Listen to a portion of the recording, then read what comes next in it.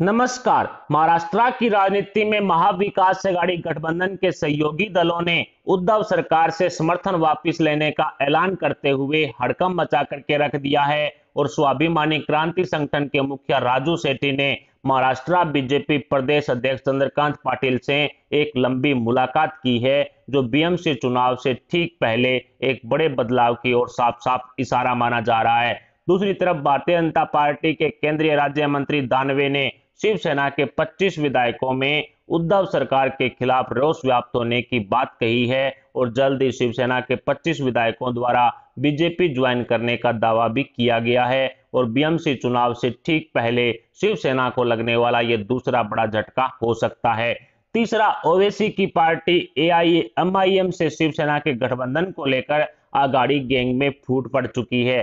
NCP supremo और महाराष्ट्र के super CM Sharad Pawar की बेटी सुप्रिया सुले ने शिवसेना पर ओवैसी की पार्टी से गठबंधन को लेकर के गंभीर कटाक्ष कर दिए हैं। सुप्रिया सुले ने कहा है कि एआईएमआईएम पार्टी आघाड़ी गठबंधन में साथ आती है तो अच्छी बात है, लेकिन शिव सैनिकों को ओवैसी का शिवसेना के साथ आना कतई पसंद नहीं है। ऐसे में एनसीपी सुप्रीमो ने शिवसेना का अस्तित्व खत्म करने वाला कदम उठा दिया है और ओवैसी से गठबंधन के मुद्दे पर आघाड़ी गैंग में आपसी फूट भी चरम सीमा पर पहुंच चुकी है। शिवसेना प्रवक्ता संजय राउत की तरफ से कहा गया है कि सर कट जाएगा, लेकिन शिवसेना कभी भी अपने पूरे जीवन काल में ओवैसी के साथ नहीं जाएगी। खैर, संजय राउत तो पलटी मार छवि वाले नेता हैं। वो तो पहले भी कांग्रेस एनसीपी के सामने घुटने टेकने को लेकर के भी काफी लंबी लंबी फेंकते रहे हैं, लेकिन सीएम कुर्सी के लालच में शिवसेना ने वो काम भी कर दिया था और ओवैसी शिवसेना का गठबंधन वाला मुद्दा बीएमसी चुनाव से ठीक पहले उद्धव ठाकरे और महाविकास आघाड़ी गठबंधन को लगने वाला तीसरा बड़ा झटका माना जा रहा है।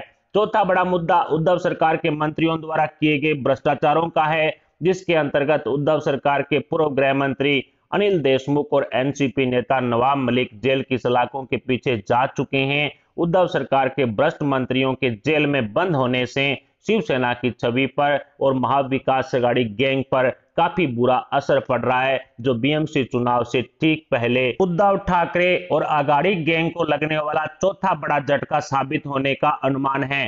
पांचवें बड़े मुद्दे के अनुसार महाविकास आघाड़ी गठबंधन में चाचा भतीजा के बीच में पड़ी दरार किसी से छुपी हुई नहीं है। उप मुख्यमंत्री अजित पवार और शरद पवार के बीच में लगातार विरोधाभास की स्थिति बनी हुई है, जिसके परिणाम स्वरूप अजित पवार ने उद्धव सरकार के खिलाफ कई बार बयानबाजी भी की है और बीजेपी नेताओं के साथ अजित पवार की बढ़ रही नजदीकियों के कारण आघाड़ी गैंग को बीएमसी चुनाव में पांचवा बड़ा झटका लग सकता है। और सबसे ताजा, शिवसेना के उप नेता रघुनाथ कुचिक पर एक लड़की ने जबरन शारीरिक संबंध बनाने का आरोप लगाया है, जिसको बीएमसी चुनाव में विपक्ष एक बड़ा मुद्दा भी बना सकता है, जो शिवसेना की छवि को धूमिल करेगा।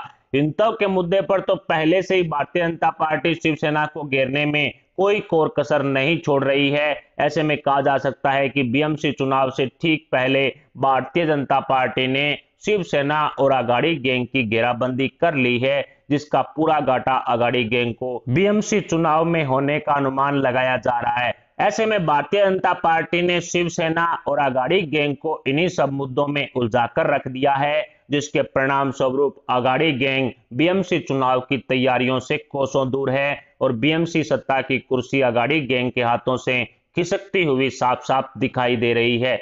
दूसरी तरफ शिवसेना और आघाड़ी गैंग के विधायकों में उद्धव सरकार के खिलाफ रोष व्याप्त है, जिसका पूरा फायदा बीजेपी को हो सकता है। 288 सीटों वाली महाराष्ट्र विधानसभा में बहुमत के लिए 145 का जादुई आंकड़ा चाहिए, जिसमें से शिवसेना के 56, एनसीपी के 54, कांग्रेस के 44 विधायकों ने मिलकर के बहुमत साबित किया था। लेकिन पिछले 28 महीनों में परिस्थितियां काफी बदल चुकी है।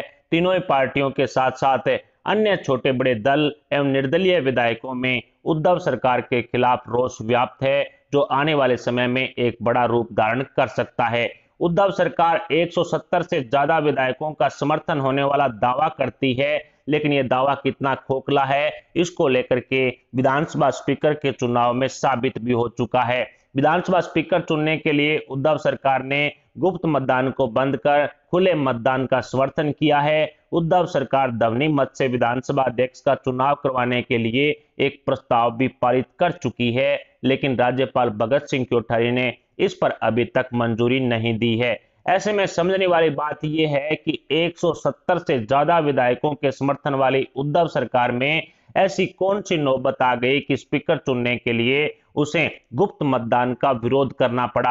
अगर उनके पास 170 विधायकों का समर्थन है तो फिर स्पीकर चुनने में प्रॉब्लम कहां है? वो गुप्त मतदान के जरिए विधानसभा का अध्यक्ष चुन सकते हैं। लेकिन उद्धव ठाकरे डरे हुए हैं, एनसीपी सुप्रीमो डरे हुए हैं कि उनके विधायकों में उद्धव सरकार के खिलाफ रोष व्याप्त है। इसलिए यदि गुप्त मतदान से विधानसभा स्पीकर का चुनाव करवाया गया तो फिर ये विधायक उद्धव ठाकरे को बड़ा झटका दे सकते हैं और डरा धमका करके ध्वनि मत से स्पीकर चुनने के लिए प्रस्ताव पारित करने वाला फैसला भी उद्धव सरकार को लेना पड़ा है।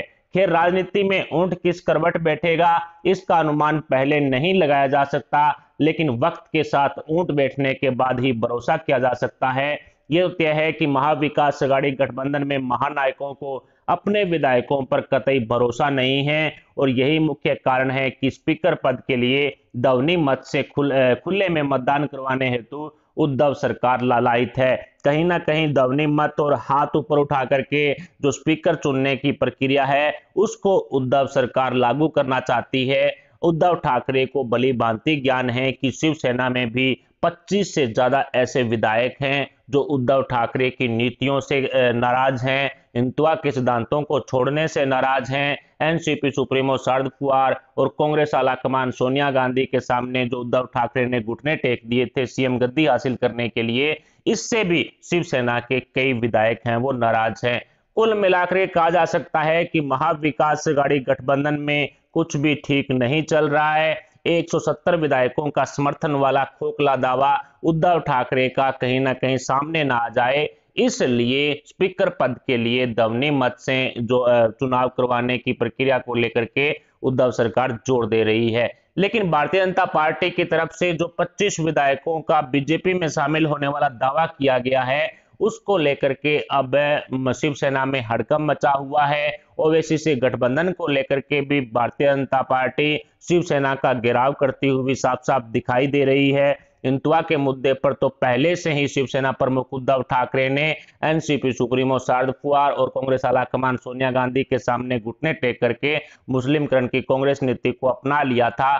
लेकिन भारतीय जनता पार्टी हिंदुत्व के मुद्दे को बीएमसी चुनाव में जोर शोर से उछाल रही है। भारतीय जनता पार्टी ने अघाड़ी गैंग और शिवसेना की घेराबंदी कर ली है और अब अघाड़ी गैंग के सभी नेता, चाहे वो शिवसेना के हों चाहे वो एनसीपी के हों, वो इन्हीं मुद्दों में उलझ कर रह जाएंगे और भारतीय जनता पार्टी बीएमसी चुनाव में जो उनके सत्ता की गद्दी पर कब्जा करने के लिए पूरी तैयारियां कस चुकी है। एमएनएस प्रमुख राज ठाकरे के साथ भी इनका गठबंधन होने की चर्चाएं हैं वो लगातार तेज है। फिलहाल अघाड़ी गैंग और शिवसेना में बीजेपी की सेंधमारी को लेकर जो दावा किया जा रहा है उस पर आपको कितना भरोसा है? बीएमसी चुनाव में कौन जीतेगा? इस पर भी आप अपने विचार हमें कमेंट बॉक्स में जरूर बताएं। साथ ही वीडियो को लाइक करके हमारे चैनल को सब्सक्राइब जरूर कर लें। अभी के लिए इतना ही, मिलते हैं अगली बड़ी अपडेट अगली न्यूज के साथ। तब तक के लिए जय हिंद, जय भारत।